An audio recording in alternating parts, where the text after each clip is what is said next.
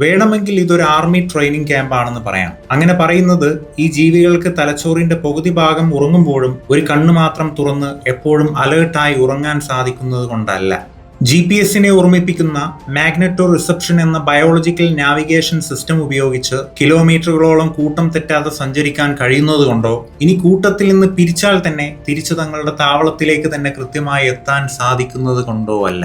പിന്നെ എന്താണ്? ലോകമെമ്പാടും കർഷകർ തങ്ങളുടെ വിളകൾ കീടങ്ങളിൽ നിന്ന് സംരക്ഷിക്കാനായി ദശലക്ഷക്കണക്കിന് പണമാണ് ചിലവഴിക്കുന്നത്. എന്നാൽ ചില പ്രദേശങ്ങളിൽ പണച്ചെലവില്ലാതെ ഈ ജോലി വൃത്തിയായി നിർവഹിക്കുന്നത് താറാവ് പടകളാണ്. Kerala, Bengal, Vietnam, Japan, Indonesia എന്നിവിടങ്ങളിലെ പല കൃഷിയിടങ്ങളും വലിയ രീതിയിൽ വെള്ളം കെട്ടി നിൽക്കുന്നവയായതുകൊണ്ട് ഭീകരമായ രീതിയിൽ തന്നെ അവിടെ ഒച്ചുകളും ലാർവകളും ഇൻസെക്റ്റുകളും അടക്കമുള്ള കീടങ്ങൾ പെരുകാറുണ്ട്. ഇവിടെയാണ് കീടനാശിനികളെയും കവച്ചുവെക്കുന്ന രീതിയിൽ നീന്തിയും മുങ്ങിയും കൃഷിയിടത്തിന്റെ ഓരോ മുക്കിലും മൂലയിലും ഭക്ഷണം തേടുന്ന താറാവ് കൂട്ടങ്ങൾ മണ്ണിൽ നിന്നും വെള്ളത്തിൽ നിന്നും നേരിട്ട് കീടങ്ങളെ തിന്നു തീർക്കുന്നതിന്റെ പ്രസക്തി. വിളകൾക്ക് കേടൊന്നും കൂടാതെ അവർ കീടങ്ങളെ നശിപ്പിക്കുന്നെന്ന് മാത്രമല്ല, അവ ഉപേക്ഷിക്കുന്ന ഓരോ തുള്ളിയും പ്രകൃതിദത്ത വളമായി മാറുന്നു. എന്നാൽ ട്വിസ്റ്റ് ഇതാണ്: വെള്ളം കെട്ടി നിർത്തി കൃഷി ചെയ്യുന്ന നെൽപ്പാടങ്ങൾ മാത്രമാണ് താറാവുകൾക്ക് യോജിച്ചത്. ഗോതമ്പ്, ചോളം തുടങ്ങിയവ ഉണ്ടാക്കുന്ന ഉത്തരേന്ത്യയിലെയും മറ്റും വരണ്ട പ്രദേശങ്ങളിലെ കൃഷിയിടങ്ങളിൽ ഇവയ്ക്ക് പ്രസക്തിയില്ല.